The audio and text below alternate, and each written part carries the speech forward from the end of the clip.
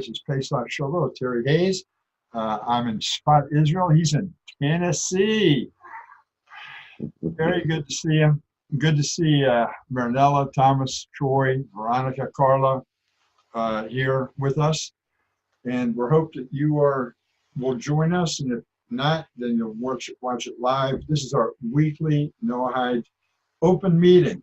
We teach a little, we ask questions, and we just get to know one another. And this week here in Israel, or all around the world, is the week of Pesach, or Passover. We just started it last night. Was it last night? Yeah. Right. No, Friday night. What's today? Saturday, right? Yeah. Today's Sunday, so it's Saturday night. Yes. Anyway, welcome. We're going to talk a little bit about that and some other things. And if you have any questions, just put them in the chat room, and we'll see if we can't answer them. And Terry, why don't you just go ahead and open up this week? Yeah, I was just, I've been following this week. I've been following a few threads in some different Noahide groups. And I just want to start off with this statement. This is coming from the Noahide Laws Study Edition, Lesson 34. Kind of cutting into the middle of the lesson here with this paragraph, and it says, although the 7 Noahide laws were commanded to the world in the times of Noah and Adam as a part of God's evolving relationship with man, their final form was established at Sinai. For Noahides today, Sinai is the origin, purpose, and motivation for keeping the Noahide laws. This is the reason. Say, Terry. Hello?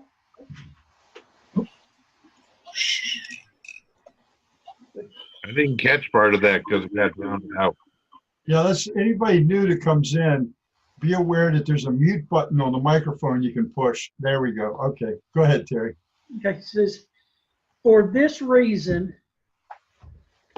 the reason for Maimonides, or the Rambam's words in the Mishnah Torah states, all who accept the 7 mitzvot and are careful to observe them and are called the pious people of the world, and they have a share in the world to come.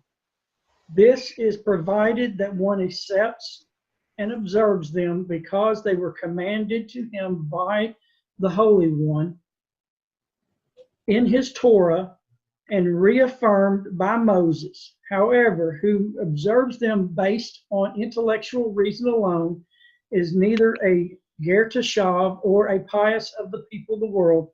He is rather just a wise one of the Gentiles. The reason why I wanted to start off with this here is a lot of people, especially those coming from the Christian background, they're so used to the 10 Commandments. Well, where's the 7 located? You know, the 7 Noahide laws isn't 1, 2, 3, like, you know, or the 10 words that we know of the 10 Commandments. But what, you know, at one time when I read the Rambam statement that I just read, I'll be honest with you, probably about the 3rd time I read it, a person I knew brought something up and got me to thinking. I'm like, well, this sounds almost like a Jewish John 3:16, that you've got to do this to get to heaven. And I sent out some letters to some learned people that I knew, and it's interesting. I never got any responses back, but I just kept digging and learning. And actually, that's when I got this book, and by getting this particular one, it helped me understand. And then Troy posted an article from the Rebbe, and he discussed it, and it was just like, bam, you know, I understood it. Really, what it gets down to this. When we get down to the, you know, where was it recorded in Noah and Adam? if you really look at this, yeah, we learn a lot about the Noahide laws through Genesis 9. Noah is one of them, but the basis, if you want to go all the way back, Genesis 2:16 is a source for all of the commandments, and even is hinted to within the Hebrew there. But we won't get into that. But even if you go back to Genesis, what is Genesis? It's the first book of the Torah that Moses presented to Israel from God. So even though we go back to Genesis, today we do not learn the Noahide laws from Noah. We learn it from Moses, who was handed it. That when that sank in with me, that the Noahide laws, as I think the Rebbe puts it, becomes under the umbrella of the Sinai covenant. That's when it really hit me that God recorded, as the sages teaches, God recorded and commanded Israel to teach the Noahide laws. And they were like, where in the Torah does it say that? Well, they're commanded to teach the Torah. And part of the Torah are these laws for all of mankind. So again, it goes to that, you've got to have that Hebrew mindset. You can't have that Western Roman Greek educational system. You have to have a Hebrew educational system to understand how all this applies. But when I read this very last sentence of this paragraph, for Noahides today, Sinai is the origin, the purpose, and motivation for keeping the Noahide laws. That says a lot. That says everything, really, in that one sense. It's the motivation for keeping the Noahide laws. I mean, I've never even heard, that's the first time I had really seen that actually meant, having a motivation to keep the laws. All goes all the way back to Mount Sinai. So I wanted to kind of start off with that as part of our discussion today is where we get, what is the purpose and the origin of the Noahide laws is the Torah that God gave Moses to give to Israel.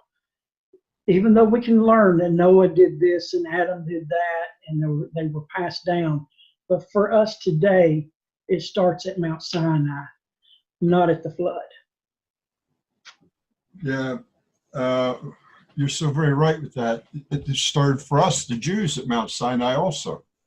That's when we became a nation. That's when we started to become a people at Mount Sinai. Not before that. It's kind of like he pulled us all into the table at the same time. Exactly what happened. He brought us all together at the same time at Mount Sinai to receive. Well, the whole thing with Mount Sinai and the Exodus from Egypt is, I mean, to me, it's just like boggles the mind. I think about him sitting with Avram before he was Avraham, 400 years earlier, about telling him, you know what, I'm going to make a nation out of you guys, and you're going to be like the stars in the sky, and you're going to be living in a strange land for 400 years, and for part of that time, you're going to be slaves in that land, and I'm going to bring you out of the land. So here he is, 400 years earlier, telling Abraham, okay, well, we got a meeting set up 400 years from now. It's like he's sending out an invitation to his debut party. And just when I see the precision and how everything goes, just blows my mind. And then he set it up for a whole world to be there at Mount Sinai, not figuratively speaking. Now, how do we know this? Because we read about it, where Rahab tells Joshua 40 years after Mount Sinai, oh, but the whole world knows of your God, and their hearts melted because of him, because how powerful he is. And a lot of them accepted him as their God, like Jethro. Go ahead, yeah, Terry? Just had a thought when you said that. Pesach begins on Nisan 15, right? Yeah, but well, yeah. Every 15th of the month of the Hebrew calendar is a full moon. Correct. In which we all see it. Right. It's not just a full moon in Israel. But it's Right. a full moon for all of us, the whole world. Oh wow, that just gives me just Well, yeah, total just revelation. thinking about that. and Total because you revelation. said, Sinai was for all of us, and it's interesting that Pesach, the beginning of it, is a full moon of the first month for the whole world to see. I mean, oh, that's good. Yeah, when you start thinking how awesome and how powerful that God is, and how he can set things up 400 years, 1,000, 1,500 years, 2,000 years earlier. You just, okay, it's in motion. I'll wait for you guys to catch up with me. It's absolutely amazing, and it's astounding. And we have to look at all of these things to help us get through everything we go through. We have some help. Just a quick thing, the first line or the first part of the Jewish divine code says, always think of God. And the last line says, always be happy. Two things that take a huge amount of work. Because that's what a Noahide is, that's what a Jew is. Although a Jew, we have things that we do ritually every day because he said that God said, do this, this, this, and this, and this, and we're doing it. But for most people, one of the hardest things to do is think of God. Somebody talks to you in a weird way and you want to say something nasty back, and then you got to say, wait a minute, would God want me to do this? It's always thinking of God. Would he want me to? Would he not want me to? That's a hard thing to do. But that's what a Noahide is. That's what a Jew is supposed to be. Then the very end, if you always think of God, you also know that whatever happens is for good anyway. Even if it appears bad in the beginning, it's an unrevealed good. And something good will happen out of it.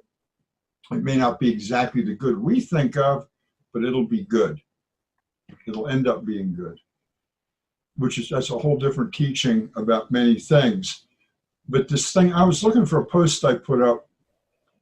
Terry, maybe one of you guys maybe remember seeing it. I started off with FYI, and it was the Rambam. And it was an exact quote from the Book of Kings, but I don't remember from what book, where Rambam, the one you just read, that comes from, It comes from Hilchos Malachim 10:11. That, which one? Hilchos Malachim 10:11. Okay, that's the. That'd be the laws of the kings. Yeah, Laws of the Kings. So that one I put up came from 8 something. Oh yeah, I see 10:11 down here at the bottom. Anyway, I don't want to get all complicated and nitpicky on it. You know, God only asks one thing of every single human being, nothing more. You just know him. That's what you want from your friends. That's what you want from your spouse. That's what you want from your kids. Just know who you are. All of you know your Father. You don't have to believe and have faith that he exists. You know him. He exists. You do have faith that he will do what needs to be done. Well, most fathers anyway, you have faith that they'll do what needs to be done at the time that it's needed if you need something.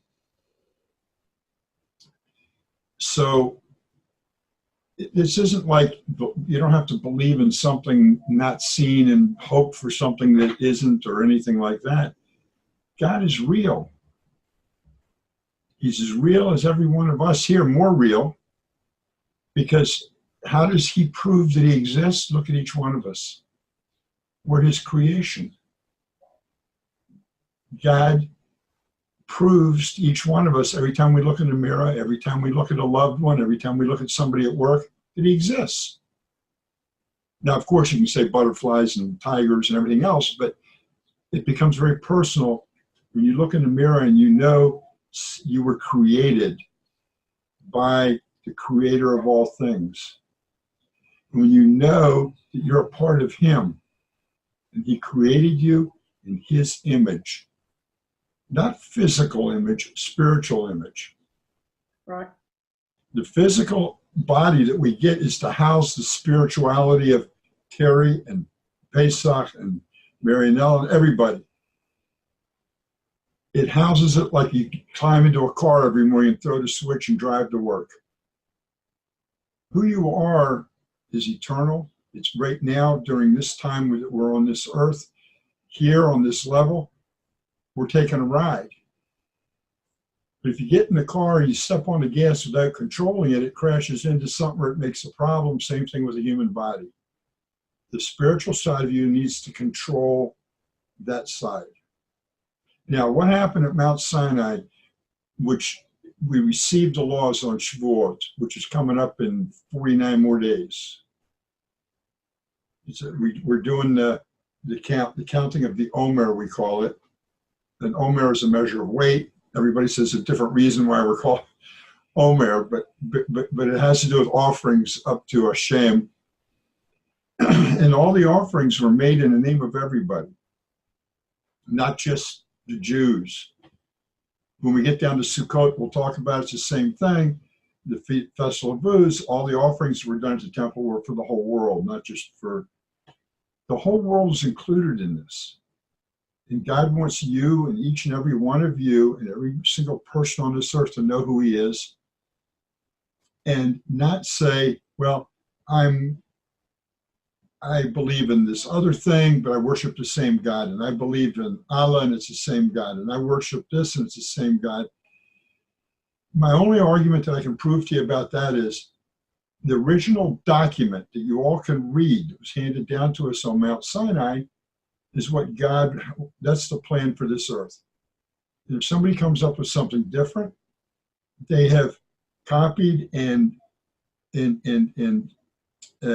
amended and changed the original plan. It's like, I don't know if you know Frank Lloyd Wright, you can Google him. The guy was an amazing architect. He did some beautiful work. And sometimes you'd see a house and say, oh, that's got to be Frank Lloyd Wright. But then you see something that goes a little different. Nah, somebody copied him and stuck something in there. You could actually tell from his architecture. All of us need to understand the one God has one thing for all of us, and it's all in common. The 7 Noahide laws are for every human being on this earth. Nobody's exempt from them. And as it said, as you read just a few minutes ago, it can't be something that you decide that you're going to do because it's in your head and it sounds good. Because you're created in God's image, you have his DNA in you, it's going to be there. Right. Everybody's going to have that. It's like somebody saying, well, I learned 1 and 1 is 2. And man, to me, it's logical and it adds up.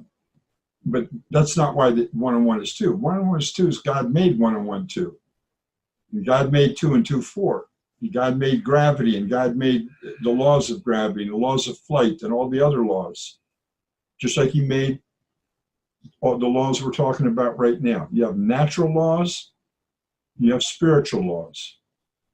They're all the same. There's no difference. He did it. He's the architect. He made them. He tells everybody on earth, these 7, just these 7, I want everybody to do. That's what we all have in common. A guy like me with the black hat and stuff, he gave us at Mount Sinai some additional stuff to do.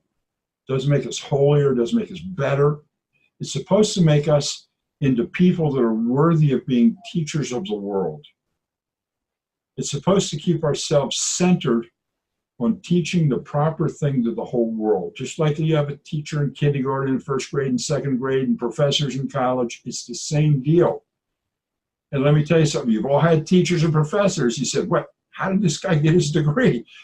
Every one of you have had somebody like that. Or how does high school teacher get to be a high school teacher of, they still teach social studies? I don't know.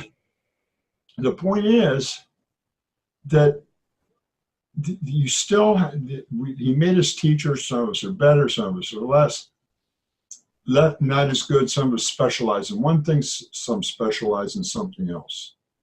And it's really important when you go to a teacher And it doesn't make a difference if he calls himself Rabbi or Mori or just by his name Pesach. It doesn't make any difference. As long as the person has the experience to be able to work with you and guide you through these 7 laws, these 7 basic laws. You guys that are not born Jewish, and those of you that decide it's too much trouble to convert, and I don't blame you. I would, if I wasn't Jewish, I wouldn't do it. I wouldn't want to take that all on. But the point I'm trying to make is that when someone takes you deep into what the Jews do at all the different festivals and things, they're taking it a little too far too fast, I just got to say. Can I? You wrote an excellent blog on that, right? I did. I thought you did. I probably did. I don't remember everything I wrote. I had to go back and look at it. But it's the point is, the thing that everybody has to learn, like every Jewish child has to learn, the basic 7. Oh, what you're talking about is an answer that I wrote in a thread. Oh, is that what it was? Yeah. And I did want to kind of jump off on that a little bit today. Go ahead. Let me just, Marinello put an interesting comment in. Hashem is in nature and people do not acknowledge the beauty and perfection you find in his creation. How much beauty we as his beloved people would be more aware how much we have to irradiate through him, which is true. Look, that every single thing on this in nature goes by the laws of nature. Everybody's heard that phrase before. These are the laws of nature. This is the way it works. Well, it works by laws because God made the laws that it works by. Just like he gave us the laws to live by. The difference between us and nature, a snail can't decide to be a butterfly. A tiger can't say he's a dog. A male dog can't decide he's a female dog. Nature, they go by specific rules of nature. And anything else is above nature. The 10 plagues that hit Egypt were above nature. We haven't seen anything above nature in a long, long time. Probably the last thing was Elijah when he called down the fire, if you remember that story. But everything God prefers to do through nature. And we just understand that this is the way it is. There isn't no big deal here. Everything has a law. Some people try to study astrophysics before they know how to multiply, subtract, divide, and add. And that's what happens when it comes to what we call religion and what people know about God. And everybody's an expert. How can somebody be an expert if they haven't studied it properly? I can't be a brain surgeon. I can read all I want about it until I study it from the beginning and all the way to the end. I don't know why people think they can be such experts at it. But we've talked about that before. Go ahead, Terry. Kind of going back to what you were talking about, going beyond the 7 laws. It's been a subject I've discussed several times with different people over the last couple of weeks. And I have to admit, my approach to the 7 laws is simplicity. I learned about the simplicity through Rebbe Nachman's tale of the sophisticated and the simplicity. It's a really good story. Rabbi Rush has a book on it called The Garden of Wisdom that helps explain the story. It's really good. Some people say I'm too simple with it. Just a little bit of a background. I mean, I spent 44 years of my life in some form of Christianity, and I call 3 different flavors of it anyhow. And I spent almost 7 years studying for Orthodox Jewish conversion, and sat under several rabbis and learned Hebrew and stuff. Learned a lot before I decided to remain a Noahide. When I became a Noahide, I gave up all my Jewish observances, mainly to learn what living as a human being is without being tied to things that wasn't commanded of me. You know, all my life, you know, I grew up that you didn't observe the Sabbath, you sinned, you know. And so I had to, when I found out that that wasn't true, I had to stop in what I was doing. And in the Noahide, being tied to a lot of Noahide groups and different, you know, discussions, you have a lot of people coming in, and I understand. I've been there myself. You're leaving a religion, and you still have religion within you. I call it a worship void, is kind of my word, because I was big into praise and worship. I was in the Pentecostals. I loved the raising the hands and the dancing and the shouting and hollering. I was all into that. That was fun. But when it was over with, and when I come out of all that, it was like something was missing. And so I sought to replace that. And that's when I went into studying for conversion. But then I come into the Noahides and I started learning. I've learned the 7 laws, and they're there. They're biblical. They're commanded by God for us how to live. And so many people get trapped with, well, what do I do about Sabbath and holidays? I'm talking about Jewish holidays and eating kosher and all these things that God's commanded. One thing, everything God commanded isn't commanded upon one person.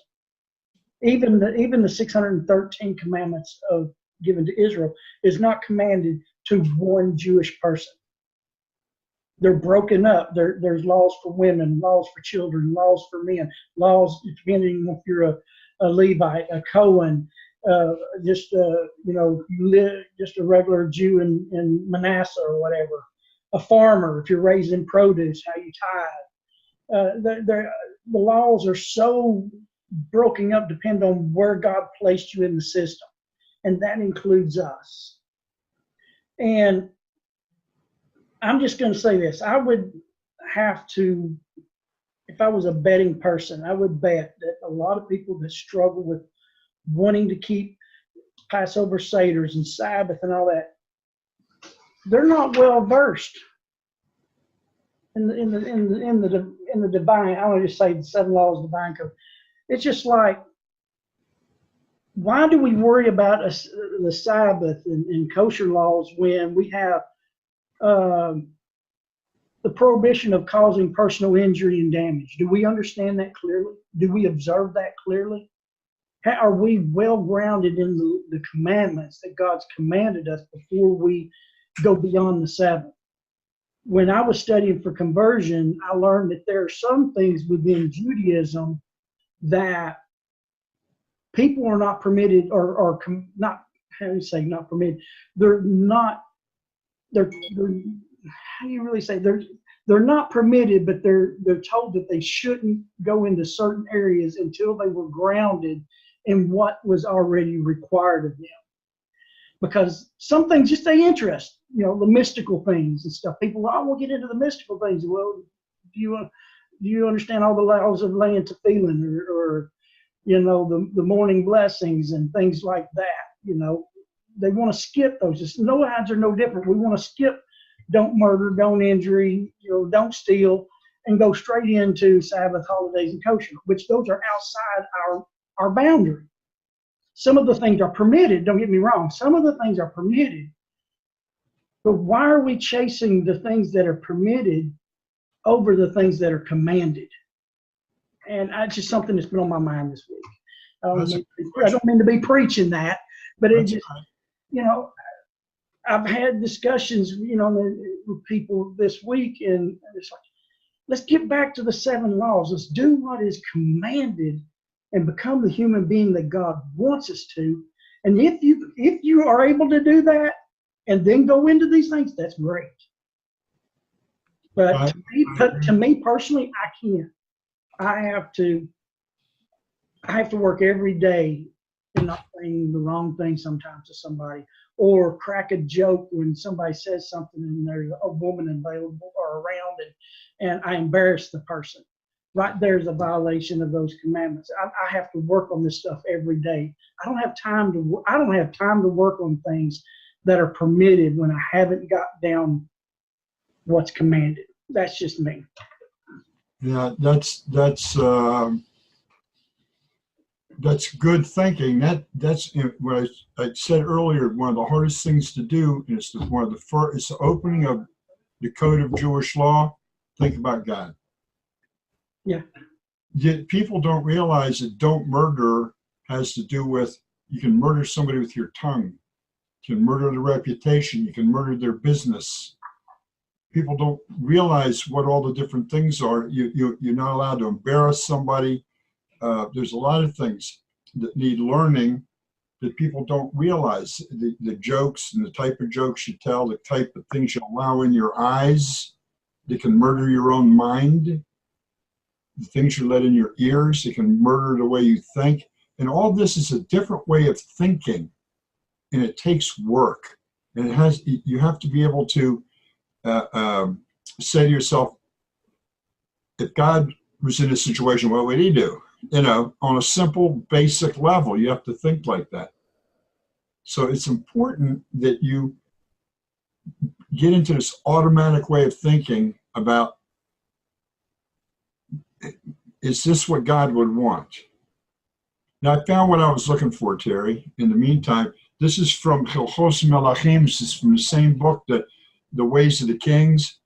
It's from 8:11, chapter 8, subsection 11. Anyone who accepts upon himself the fulfillment of these 7 mitzvot and is precise in their observance is considered one of the pious among the Gentiles and will merit a share in the world to come. This applies only when he accepts them and fulfills them, because the Holy One, blessed be he, commanded them in Torah and informed us through Moses, our teacher, that Noah's descendants have been commanded to fulfill them previously. However, if he fulfills them out of intellectual conviction, he is not a resident alien, nor among the pious of the Gentiles, nor one of the wise men of the world. Now, it kind of repeats parts of what you just said when you read it. But anyone who accepts upon himself the fulfillment of these 7 mitzvot and is precise in their observance, and you have to learn how to be precise, is considered one of the pious among the Gentiles, will merit a share in the world to come. Now, what does it mean? This is a tricky part here. Precise in their observance. Now, I know what the Western way of thinking is. The Western way of thinking is, I saw you go sidestepping. Oh, you made a mistake and you sinned. And you didn't do it 1, 2, 3, 3, 3. You went 1, 2, 3, 3, 4, 5. Picky all the time. Rest be assured that if this is your first day of knowing about the Noahide laws and you decide you're going to take the first step towards them, God considers you as a righteous among the Gentiles as a person who's been doing it for 100 years or 50 or 20. The minute you put your foot on the first rung of the ladder, and there are people above you and way above you and even further above you, and me too. But God says, oh, welcome. Just keep climbing the ladder. And slowly but surely, and he doesn't say go run and study Kabbalah, and don't go and run and study all the deep spiritual stuff. He just says, be precise in the Noahide commandments to all human beings. All human beings. That means that when you start, and you must say you don't understand something, but you, with all your heart, you're doing something, you say, I don't know if this is right or wrong, but this is the way I'm going to do it. And then you find out you did it wrong, and you correct it. That's all the repentance you need. To just that you corrected it and got on the right way of going. And God says, oh, wow, good job. You're moving forward. Because what God wants from everyone and every single person in the world is progress up that ladder. He's not looking for you to be perfect. He's not looking for you to be Moses or Abraham or anybody else. He's looking for you to be the best you can be for him. So when you get up there and somebody says to you, well, were you the says to me, were you the best Pesach you could be? I said, well, I sure tried to be. Doesn't ask me if was I as good as Moses or Abraham or Isaac or Jacob. He just wants me to be me. Everybody has their own level of where they can get to. The important thing is the precise observance. Yeah, go ahead, Terry. What you just said struck a thought in my mind. How many of us has had children? When my little girls were small, they sat down, they would draw a picture of mom and daddy. And to mom and dad, that's a Rembrandt. Would it go in a museum somewhere? Nowhere. No, it went into the museum of that parent's heart.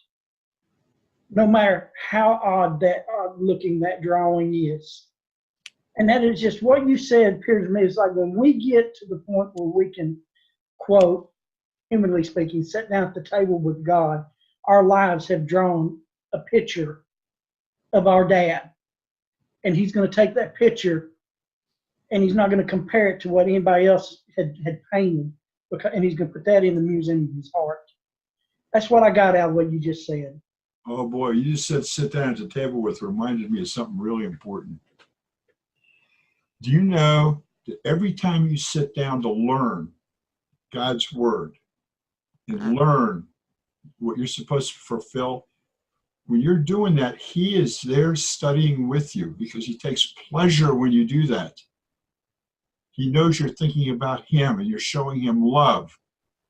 And so he's giving you a little extra of that love without you even knowing he's sitting across the table from you to give you a little bit more strength in it. Our God is an active God.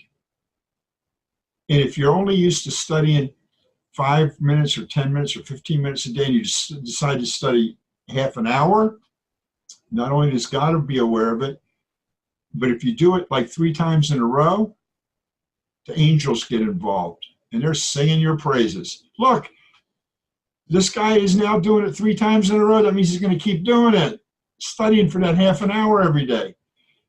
The thing, just like you just said, it was a Rembrandt. And the mother or father pick it up and shows it. And where does it go? On the refrigerator. What does everybody do? Take a picture of it, put it on Facebook. This is the same thing that God feels when you or I, one of his children, does something like that. It's a time for him to rejoice. It's a time to feel good about his creation. He can be proud of us. And there are people he's been proud of since the beginning, and there's some people he hasn't been proud of since the beginning. But it's all part of the trip. We're on a great adventure. And what we do is invite you to come along. By the way, in case anybody doesn't know, on this Zoom has a chat room. If you haven't found it yet, look along the bottom there. You'll see it. I forget what the symbol is. Wait a minute. Oh, it says chat right at the bottom of the air bubble or word bubble. Yeah, the word bubble. And so you can add things in if you want to the chat or ask questions or just turn your camera on and wave your hand and we'll turn the mic over to you. So what we're doing here and what you're learning and what I'm learning is how to walk a little bit better with God. And you'll hear the word Hashem a lot because that's what we call him, Hashem. But to go to a teaching that's teaching you all about Shabbat or all about Passover or all about these other things is first learn the basics. Learn the basics. Sir Isaac Newton, right? Discoverer of gravity. How do you discover gravity? An apple fell on his head. Basics. Wait a minute. It was up there a minute ago and it just came down. If I throw up something else, it's just going to come right back down again. We got to know the basics before we go any further and understand what we learn. Everything, it builds on one another and one another and one another. very quickly, because I want to get into the Passover, by the way, because we still got some time left. That every time you read something in the Chumash, in the 5 books of Moses, or in the prophets, or in the writings, there's a simple meaning to it. The way we Jews teach is don't ask questions as you're reading. Just read. Just like you're reading a novel or anything else. Read it through. Let it sink in. That's why we read it on a yearly basis. Then we start over again with Genesis. We read it again, and we start over and read it again. But what happens when you start over is you're going to be reading Genesis and say, whoa, wait a minute. This wasn't there last year. I didn't see this last year. Look at this sentence here. What is that? It means you received more information and were able to see more. You. But if you had stopped at that sentence a year ago and said, why is this and why is this and why is this? You get lost in all the midrash and all the explanations. You as a person have to get to a certain level of learning on your own. That Rashi is in all of them. It gives good historical information, Rashi does.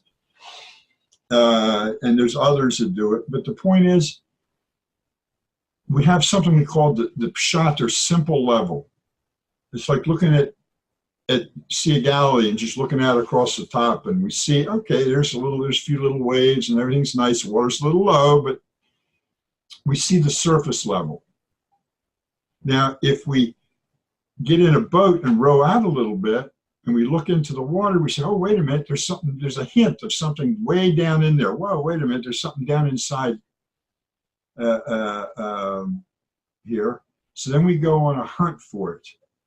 What is it way down in there?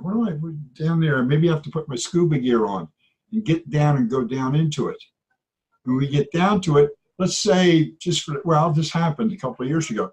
There was a downed airplane in the middle of the Sea of Galilee, and somebody found it from 1948. And when you bring that airplane up to the top, it then becomes the simple. Look what I found. And when you look at that airplane, you say, well, wait a minute, there's more here. Who was the pilot? Where did it come from? Whose side did it belong to? So as you go down through the simple, the hint of there's something more to learn, the looking for that, and then the learning, what you learned rises to the top and becomes simple again. And then there's something beneath that, and it's infinite, and it's wonderful, and it's great. But if you don't do it in the right order, not only do you never understand it, you get pretty screwed up in the head. I've seen what happens to people sometimes. And I don't care if you're Jewish or not Jewish. I've seen it happen to people. So come to the place that's going to teach you from the beginning. A, B, C, D, E. Don't get confused with these places talk about ger this and ger that and ger toshav and ger this and whatever it is. Come to the simple. Start with the simple stuff. We're all, when it comes to God, we're all in nursery school. Some of us are up to first grade already, but maybe. We just need to work together to understand what God wants from us in those 7 basic laws. And I know some people say, well, I'm not good enough to do the rest. Hey, I don't know. I'm just telling you the way God wants it. This is the way it is. Hello, Devorah. Shavua Tov. Good to see you. Yeah, I really love how you said that, because I know those levels, but I've never heard it explained before like the way you have explained it, that you're starting out with Pesach and you go down, but with every level, you're bringing it back up to the top, to where it's plain. And that's really good. It gives me a lot to think about. I just never heard it explained that way, and it just makes so much more sense in studying. You know, it makes really a lot of study sense in learning even if we applied it to the 7 laws like we talked about earlier. The plain sense is we don't shed blood. in Genesis chapter 9, because of the image of God and stuff like that. And then you go down a little bit further, and then what brings up to the top of that is injury to someone else. And then you go down a little further, injury to oneself. And you keep going deeper, but you're bringing it back to the top, to the plain level. That's really good. Once you see it, it becomes simple. How many people here have talked to computer techs on the phone? They're speaking what they think is a simple language. But most people can't understand most of the things these computer techs are saying. And some of them can't even explain it themselves because they're reading it off of the computer screen. I know here in Israel, if I have a problem with my internet or something, and I call them and I get a tech on the phone, I know exactly the questions they're going to ask. I know what they're going to tell me to do with my computer. I know every step they're going to go through. And I let them go through it so they feel like they did their job. And then I say to them, okay, now let's go a little deeper. And then I take them down a little bit so we can take care of the problems and everything. That's okay, Devorah, no problem. Good to see you. Anyway, the Passover season, which is upon us, is one of those things that is simple, but yet it's not simple. What does it say in they're coming out to the shul next door, getting ready to go to Mincha, to evening prayers. We read the story, and what do we have? 10 plagues, and the Pharaoh finally says, go, and the Jews leave and cross the Red Sea, and Pharaoh's army gets wiped out. That's the simple of it. But as we go through each of the 10 plagues, there's a problem there that has to be overcome. And by nature, some of them are brought about by nature and some by the supernatural. One real quick story about the death of the firstborn, which a lot of people forget that the whole reason for the blood on the doorpost was just to cover the firstborn that was in the house. Nobody else would have died. But anybody that put that blood on the doorpost got skipped over their house. They didn't have the destroyer go in there and kill the firstborn. But here's what happened: that the Egyptians saw that Israel had taken their god, their chief god, which is a ram, which is a sheep actually also. It's the same animal. Into their homes, brought it out, kill it, eat it, roast it and eat it. And take its blood and put it over the doorpost. And they wanted to know from Israel, where do you get the gumption?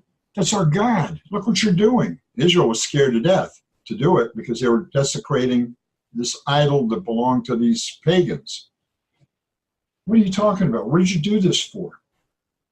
And the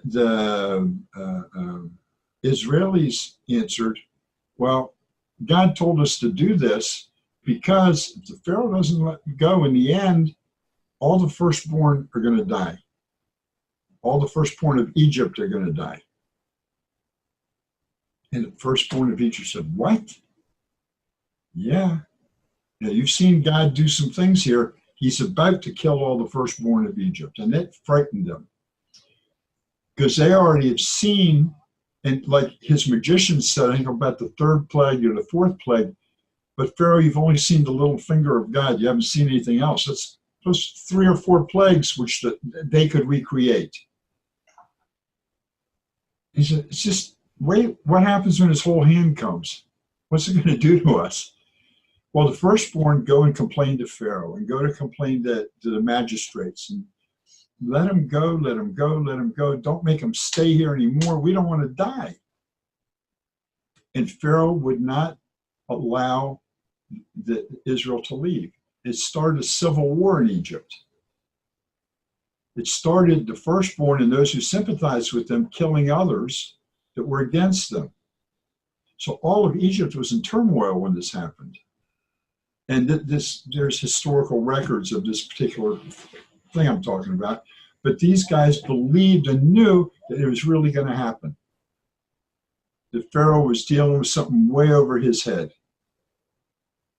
And each one of us have this same problem, by the way.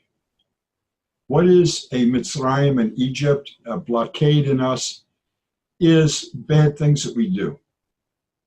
We do things maybe out of habit. We do things because we like the way they feel. We do things because we like the way they taste. And we can't get around it. We can't get over it. We just have, we keep doing it. And what's making us do it? We have a Pharaoh inside of us. It's called the other side. It's also called Yetzer Hara, that which produces the evil in us. We all have it in us. It rules over us. But we also have the Moses in us also, saying, wait a minute, stop this, don't do that. Learn these things so you can control yourself. Learn so you can control yourself. Now it says, when Israel got to the Jordan River 40 years later, 38 years later, that they crossed over to the other side. When they crossed over to the other side and entered God's Holy Land, they left the other side behind, but the other side still existed. The other side's still there, it's still in us today. And sometimes it can convince you that what it's teaching is truth. It has mercy, and it has mercy and chen v'rachamim, grace and mercy over there too, but in a different form. We have the chen and rachamim, the mercy and grace of the Creator of all things. They have whatever they produced over there that makes them feel like it's giving a grace and mercy. The problem is the other side of the river, it only lasts for a finite period of time.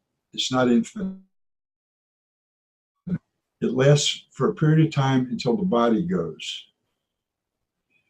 On the other side of the Jordan River, where Joshua took Israel, and Israel was teaching everybody, and the 7 Mt Sinai is, and the 7, I'm not saying physically, I'm saying figuratively, where Mt Sinai is, and where spiritually I'm talking, that's where you have infinity. That's where you have eternalness. Is that a word?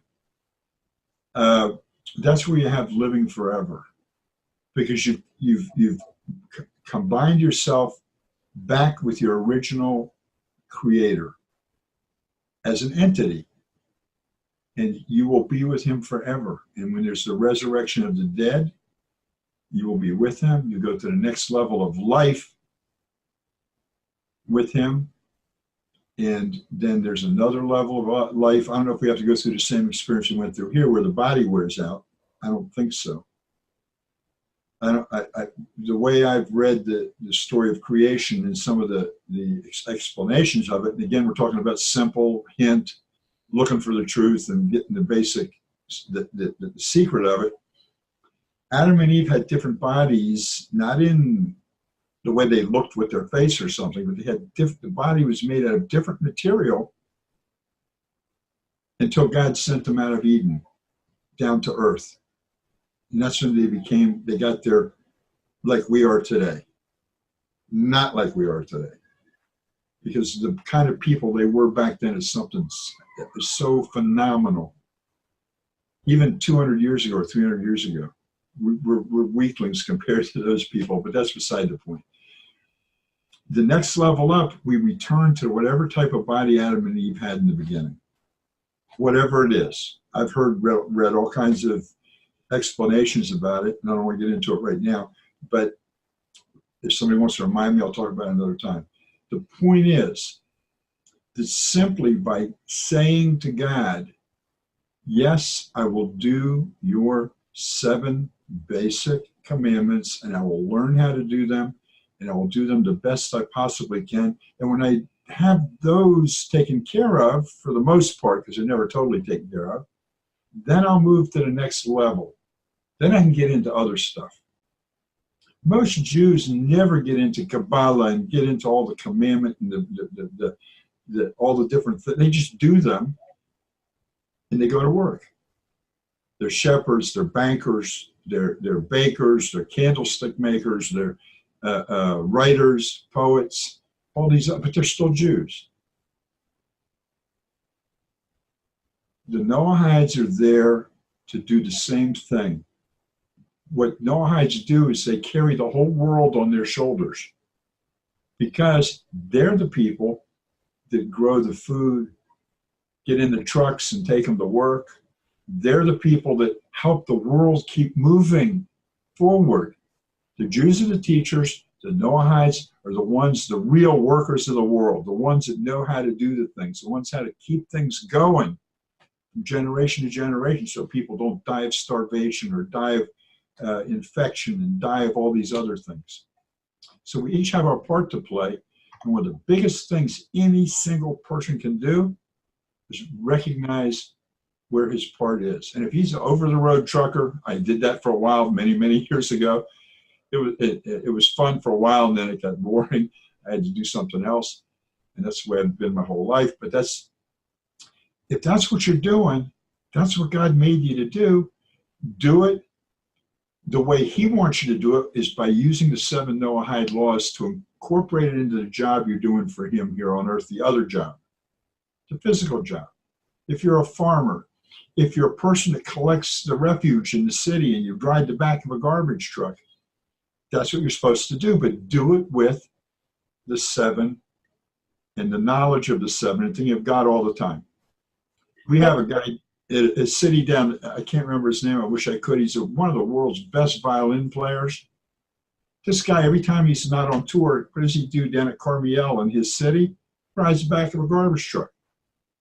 That's his job when he's home. And then he travels the world playing his violin. The point is, you do what God made you to do. If you're a nurse, if you're a nurse's assistant, no job is too demeaning for anybody. The guy that helps them taking care of the school, the mechanic, that's his job. Keep the wheels running of the world. But do it with the knowledge of God and the knowledge of the 7 Noahide commandments, and don't make it complicated. Sometimes our jobs are complicated enough. I remember when I used to be able to fix a car with some chewing gum and baling wire. Today you can't do that. Everything's electronic. None of you guys are probably old enough to have done that before. ARC 770, welcome. If you use the chat room, you can ask questions. If you want to go on camera, turn on your camera, wave your hand, and we'll recognize you, take the mic. And we thank you for being with us. Okay, Terry, you were going to say something. You know, based on what you're saying, Pesach, I learned from a teaching from Rabbi Lazer Brody called Dollars and Cents, S-E-N-S-E. More or less, it's a good teaching on Hashem as our source. But what, tying that to the Noahide laws, and which I did, is given me basically what you were saying is giving me a really good thing to work toward, and that is my job is my classroom.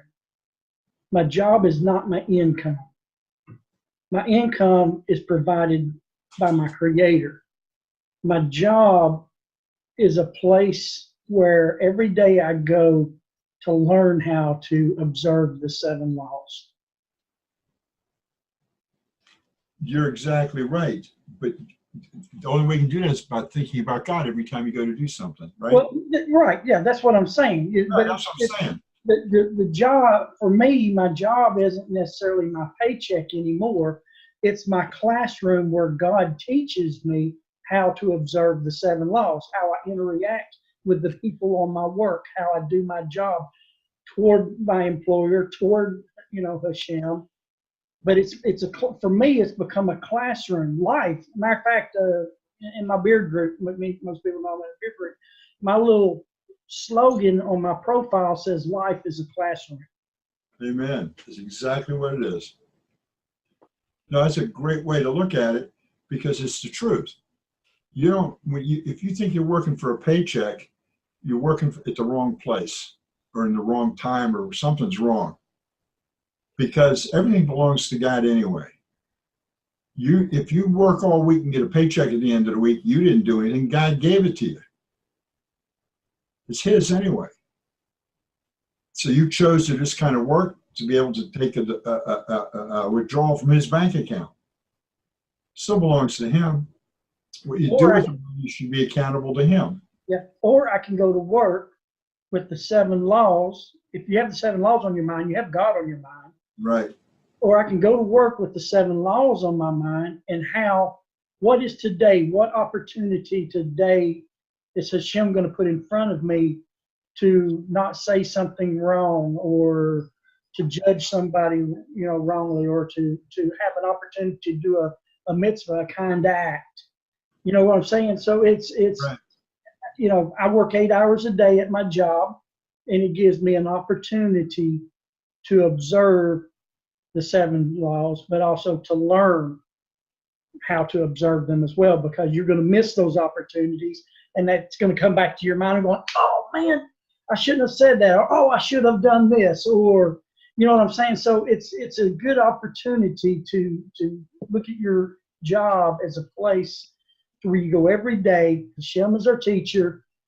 We have our lesson, and now let's see how he's going to run the class. Terry, that's really great when you realize that this life we're in is not finite. It's not something that, let's see how many, I remember these bumper stickers from years ago. He who dies with the most toys wins. And that's not true at all.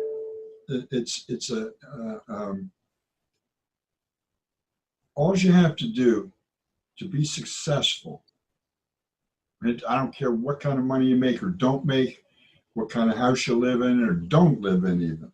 What makes you successful for God is that every time you interact with someone, you're using his 7 basic Noahide laws to interact with people. Now, it's hard. Believe me, it's hard. It's hard. You get people to press your buttons all the time. You get people that ask you questions or are sarcastic to you, and you just, without thinking, just snap back. We used to call it one-upmanship in my day. I don't know what it's called today. But, smack me, someone smack him back. That is definitely not 7 laws. 7 laws is, okay, so he said it, so what?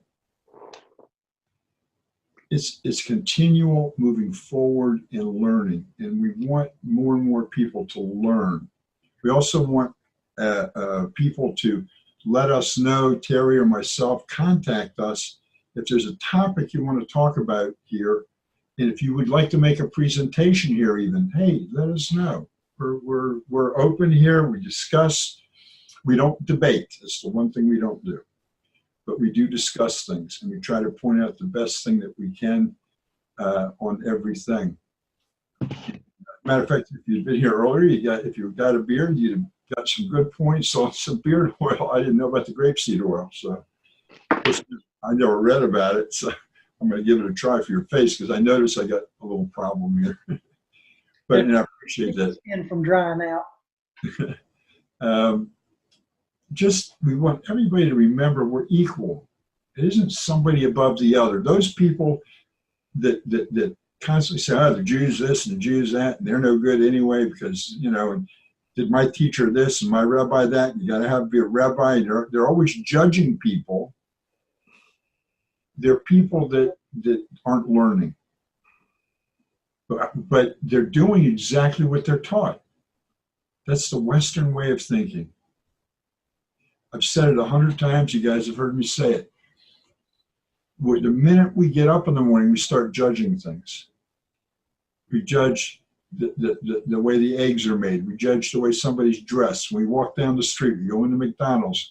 Everything we see with our eyes, we're judging it. And most of the time, we're judging it to the bad. And and we're criticizing it. And this is the Western way of thinking that came from the Greek way of thinking, that came from the Christian way of thinking. Everything's bad. You're born in sin. This is bad. This is bad. This is bad. You got to be beat. You have to do this and do that. It's a switch you have to make in your head. It's a switch. instead of judging everything you see, just look at it. And then when you go to do something, when you go to get dressed, or when you're, I mean, some people, you look at a person and say, did they look in a mirror this morning? You know? And then you can't say that to them, but next time you get dressed, you can look in the mirror and say, how do I look going out? Am I sanua?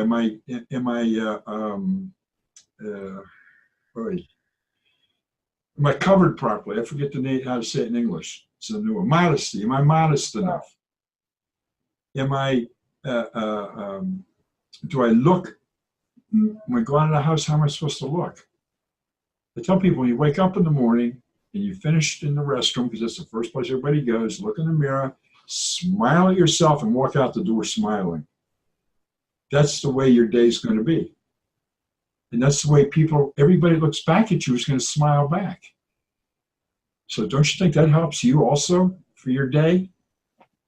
I love standing in front of the Torah for the Nations Center in the middle of Sfat, where everybody comes by there. The Hasidim, the rabbis, all the tourists, Jewish and non-Jewish. And I stand there and say, hi, how you doing? And I smile.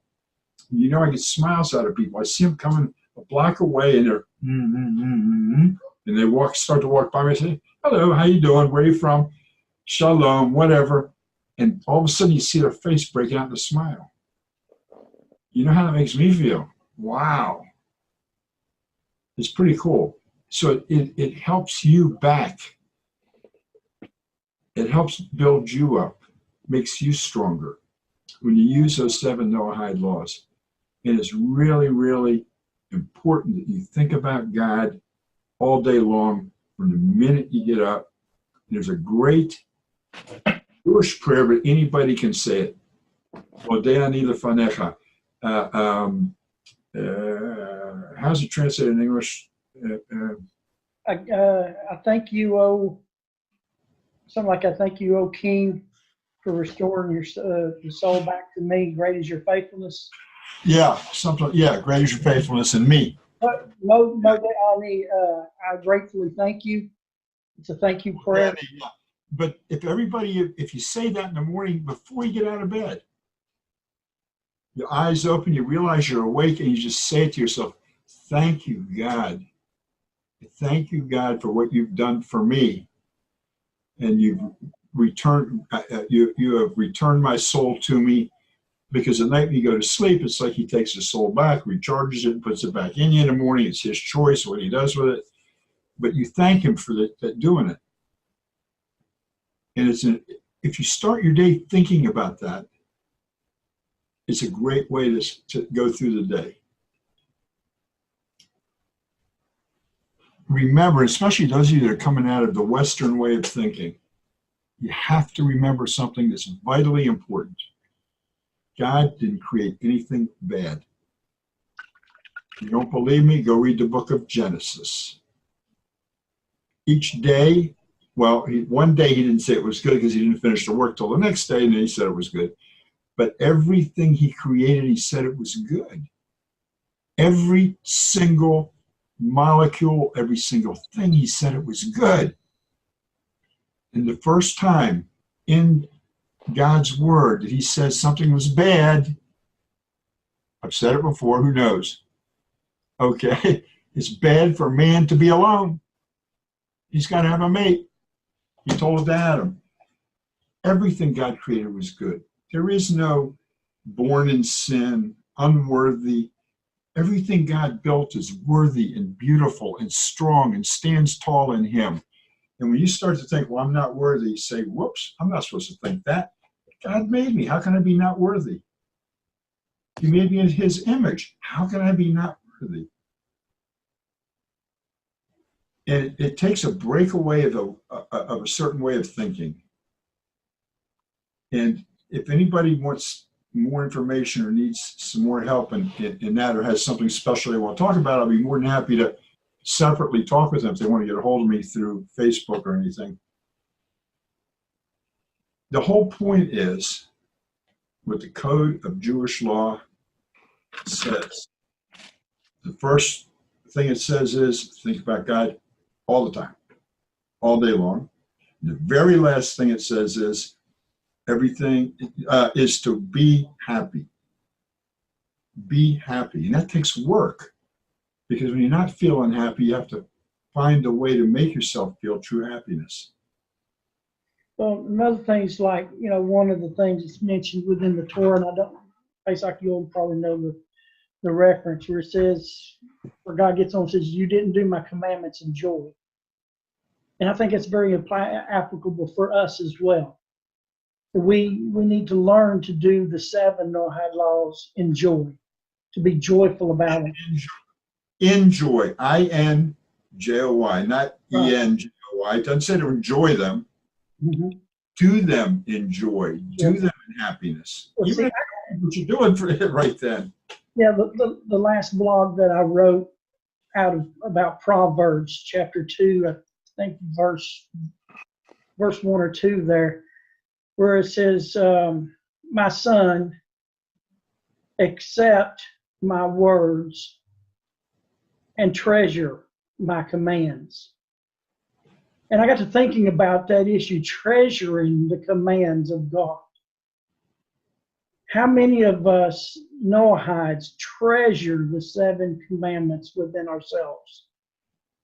That we literally treasure them. We hold them as diamonds and rubies and whatever else we think is a treasure on earth. But treasure my commandments. And that, when I read that, that's just like, how many of us do I treasure the commandments of God that He has given me? Do I put them in a crown and wear them on my head? You know what I'm saying? Yeah, let me tell you that it's not just for the Noahides, though. It's for every single human being. Oh, no, I know that. That's what I'm saying. What I'm saying is you know how many Jews don't treasure? My wife, Shira, bless her, said to me one day, you've thrown away your inheritance. What are you doing? You're not treasuring what God has given you. Why? This was many years back, but that's what she said to me. And that's why I'm the way I am today, because I realized she was right. Do you know that according to Kabbalah, I'll just give you a little hint on a secret here. We have something called the Keter, or the crown of God. And it's the very top of creation, way up here. And creation goes through a whole process that maybe we'll start a separate class on that maybe one day, if there's enough interest. But in the crown, there's a jewel for every one of the 613 commandments, a different jewel. But there's not 613 jewels around there. There's 620. There's a 613 that the Jews have to do as teachers to the world, and the 7 that the Noahides are supposed to do, the rest of humanity is supposed to do, which are a little different in many ways. And once you learn the 7 Noahide, then you go look at the 10 commandments, then all of a sudden you realize when you read the Chumash, it says, God says, these are the 10 commandments, the 10 spoken words that I give to Israel. It doesn't say the whole world. In the levels of things that we have to do, and I think I said it, I don't know if it was this time or last time or whatever, we're 0.2% of the world. And we're supposed to stand up tall and teach 99.8% of humanity how to live and how to live attached to God. So He gave us some stronger, stricter rules so that we really know the depth of what it means. And not a lot of us do, unfortunately, and I'm still learning. It's a never-ending cycle of learning. And the more you learn, the more you realize, oops, I got some more questions. And oops, I got some more questions. If somebody tells you they know something, make a little question mark in your head. Because no matter how much somebody can know, you can learn about computers and you can get to the end of the line of the knowledge of computers, but you cannot get to the end of the line of God, about God. There's always more things to learn. There's always more depth to it. And you know what? Anybody can have a hidush, we call it. When you put a few things together using his way of doing it in his word, you may say something might come out of your mouth that nobody in this generation's heard before, or nobody of the people you know have heard before. It's called a hidush. That's why we have the Rebbe and the Alter Rebbe and the Frierdiker Rebbe. Each one of these, going back to the Baal Shem Tov, came up with a hidush, a new little tiny thing that grew. Not a reinterpretation, but more depth in the word and how to look at it in a deeper way. That's why the nation of Israel, us Jews, has been able to hang around longer than any other nation on earth, because we're all connected by that. God is one. Shema Yisrael, Adonai Eloheinu, Adonai Echad. Hear, O Israel, the Lord our God, the Lord is one. And we're waiting for the Noahides to start saying it. Actually, we're not waiting anymore. We're out trying to get them to say it. It started way back in, I don't know, the 13th, 14th century from Chidad, where a Gentile wrote him a letter. Is it okay if I say the Shema? He says, what do you mean, is it okay? Say it twice a day. Say it in the morning and say it in the evening, every single day. It makes God a unified one God for all humanity. It doesn't make any difference if you follow the 13 or the 10 or the 7. By the way, if anybody thinks that the 7 are 7, you got a big surprise coming, because the 10 equals 613. And I've been over the years have been making a chart of the two. I'm up to the 7 equal 185. And what are those things? There are about 250 basic things that every human being has to do, whether you're Noahide or whether you're Jewish. And those, they all spring off the basic 7. Nobody does the 613 like Terry mentioned earlier. You know how the Jews survive? I do my job and I do what I can do, but I can't do what a doctor can do. I can't do what a businessman can do. I can't do what a Levite does. They do it, but they're covering me and I'm covering them for what I do, even if it's driving a truck. I'm covering them. We cover each other. You guys know, and you've seen in the news, and we're getting a little long-winded here, but you've seen in the news that if one Jew goes missing in Peru or in Venezuela or something, we send search forces from Israel to them. And we find them, or we recover their body and we bring it back. Do you know what happened today in the news? And today is April 21st, 2019. Over 200 people were killed and 600 injured in Muslims, they believe Muslims, doing suicide bombings in many different churches across Sri Lanka. And today, of course, is Easter Sunday there. And what's going to happen? What are the Christians going to do about it?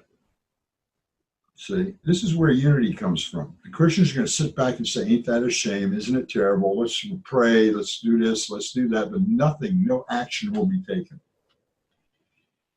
One Jew somewhere in the world needs help. The Jews are there to help them. The state of Israel is there to help them. Whatever happens to 200 Christians and another 200 dead and 600 injured, there's no army that's going to go defend them. There's nobody that's going to go punish the people that did it. Everybody's going to sit around and, oh man, isn't that terrible? Oh, let's pray to God. Oh, they must have done something bad though, because they got punished for it. This is the Christian way of thinking. This is not unity, this is disunity. When you think about each other as one, brothers and sisters, like all those righteous Gentiles during World War II. Everybody's heard of Schindler. Today they just named a new family that they found that had hidden 10 or 12 Jewish children during World War II. They did all the investigation and they gave them the title Righteous Gentiles. Ger Tzedek, because they did it.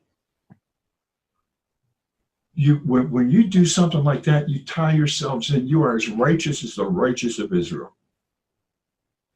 without doing all the 613. But you're a human being, and so are we. And this is how we are tied together. This is how God ties us together. I hope you never go to Yad Vashem. I can never make it through. There's a Holocaust Museum up in Jerusalem. I've tried a couple of times. I can't make it through it. I tried visiting Aunt Frank's house in Amsterdam. I got sick in the middle of the tour, had to leave. And I was just out on the street going, blah, blah. But they have a forest there planted in memory of all the, and they have names on the trees, of all the righteous Gentiles. You earn a place with God because God says, this is what I want you to do. So it's, I don't know if you want to call it earning, but you get it. And it's, we all get it. It's all there for us. Every single human being. Don't tell me if you're Jewish or not Jewish. You're not doing it for the reward. See what I'm saying? Those people like that saved the Jews during the Holocaust didn't do it for a reward. They did it as a human issue. They were saving lives. Yes, that's exactly right. That's why when we learn Torah every day, we do it lishma, it's called. We do it for no reason. We're just doing it to learn. We don't want a reward from it. We get rewards from it, but we're not doing it because of the rewards. If someone does it because of the reward, they usually don't get rewarded. And there was a chidush, a new thing that the sages brought out when we all went into exile after the Romans threw us out and everybody was getting scattered all over the world. It used to be that you could not learn Torah to teach it, to get a salary. And then there was a chidush. The rabbis got together and said, wait a minute, we're being scattered all over the world. There's no temple. There's no general central meeting room for study. So people are going to have to learn Torah to go around the world and teach it to the others. There was a change there, a chidush, something new. Okay, now you can learn Torah to get a salary. Learn it, go to different towns, go to Siberia, go to wherever you are in the world and teach and get a salary. Because you have to have a money for your family and your kids.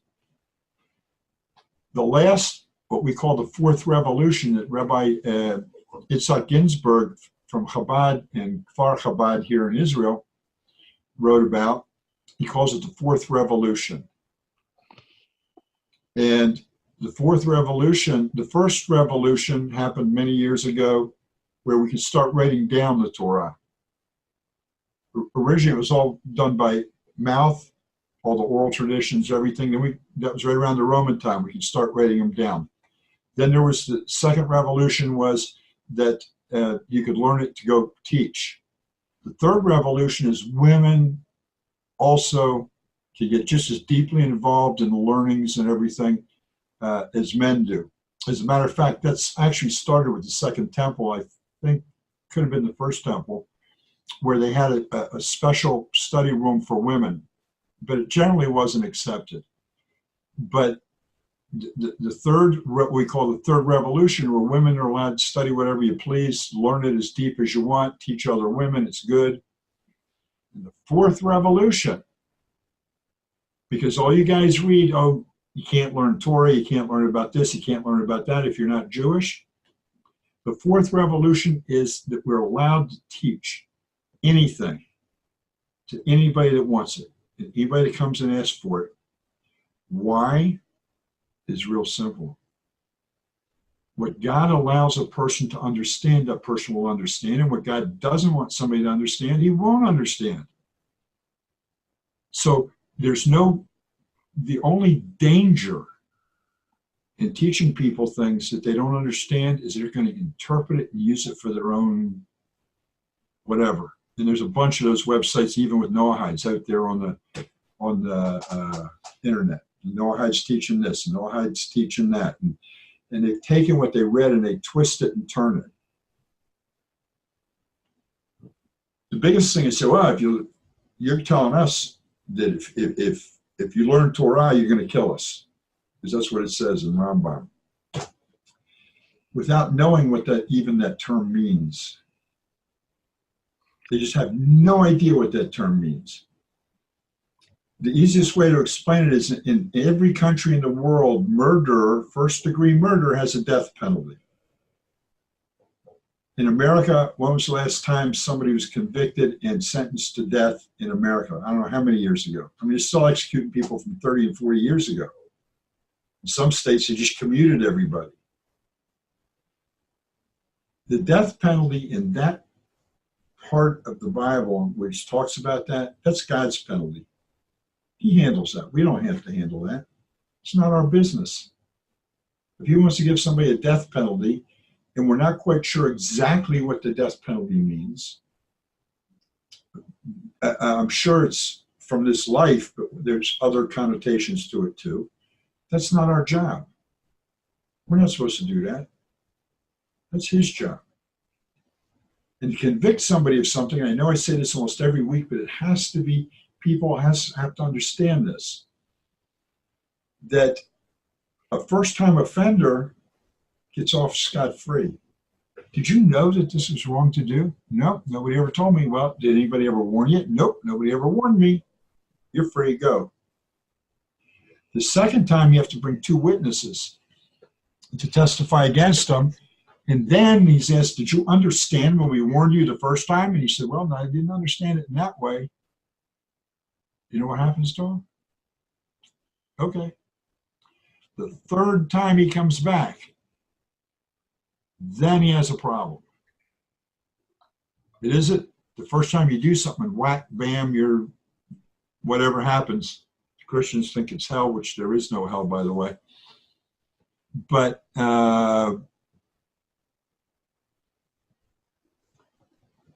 is your name Ann? I'm sorry. Okay. I just saw the ARC 770, right? Anyway,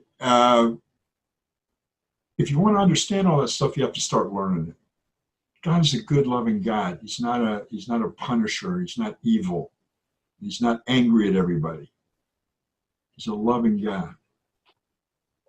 So if it said, if people take that verse, and you know I've seen written by Noahides, well, they want us to do this because they're trapping us so they can kill us all. Conspiracy theory. Some weird stuff out there. Anyway, if you run into anything you really think is weird and you want some explanation, get a hold of Terry, get a hold of myself. Terry has 6.5 years of study to conversion behind him, and he said, who needs a 613? I don't blame you, Terry. I am a Jew that's been there and done that and come back again. So I've been teaching to non-Jewish people since about 2002. So I have some understanding of what's going on out there. I think Troy just left. Bye, Troy. I didn't realize what he was doing like that.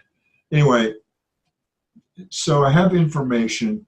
If you want to know about Christianity, if you want to know about Messianics, if you want to know anything Christian, any denomination of Christianity, get a hold of me. And I can, if you have questions about it, I'll see what I can do to give you the proper answer. Yeah, there you go. Divorce says she's been doing it since 2004.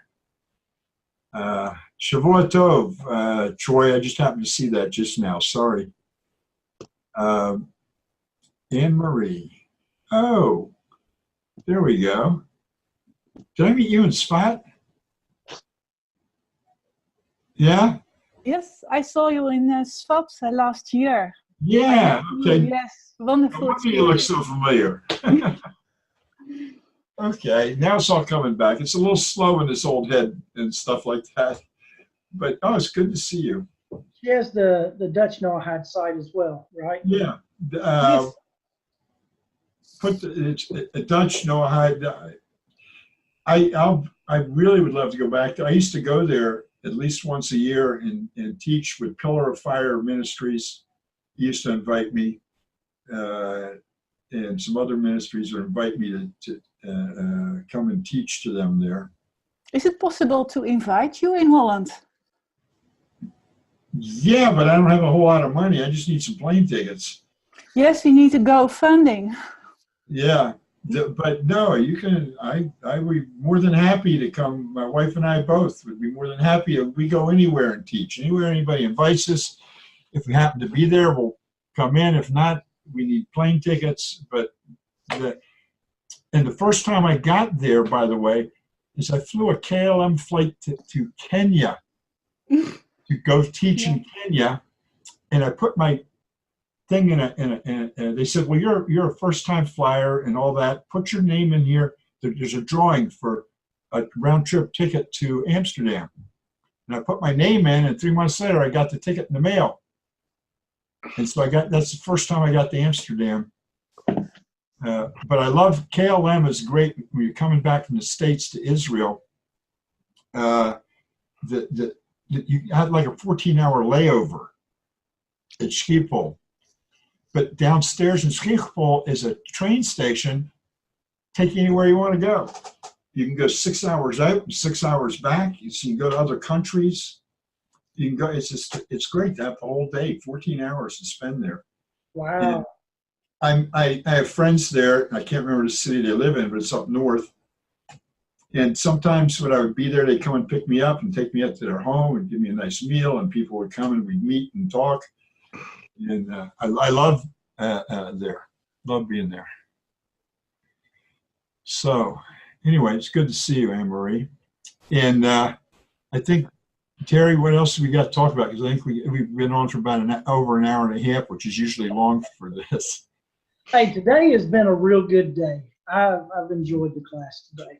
Good. Good. I hope we can pick up some more people next week. I don't know what time it is by you now, but we started an hour and a half ago. And Pesach posts all these classes on the YouTube channel as well for those who aren't able to attend. Yeah, if you want to share them, they're on the YouTube channel. Oh, that is really good to know, because on every Sunday I have also the classes and the teachings of Rabbi Peretz, so it mixed together. Yeah. So if it's on another channel, it's very good to know that. Yeah, it's on the YouTube channel, Torah for the Nations YouTube channel. All right. And there's a playlist there for weekly meetings. I will look it up. Yeah, I record this and turn it into a video, shoot it back to Pesach, and he puts it on his YouTube channel. Oh, wonderful. Thank you, Terry. So anyway, that's the way we do it. And it's good to see you. Are you coming this summer? Yes, I hope to arrive in June in Jerusalem. So God willing, maybe I visit Tzfat again. Good. Good. I think it's one of the stops on the tour, I'm hoping. I hope so too, yes. So anyway, guys, thank you all for being here, and thank you for just being there so we can talk and share and draw closer to God as a group of people who become one unit in front of God. Mm-hmm. Jew and Gentile, Jew and Noahide, through the 7 laws. That's the way we bring peace on earth. That's the way we do things. Yep. Toda rabba, Rabbi. Litrot. See you next week. Litrot. Shavuot Tov. Have a good week, everybody. Shavuot Tov.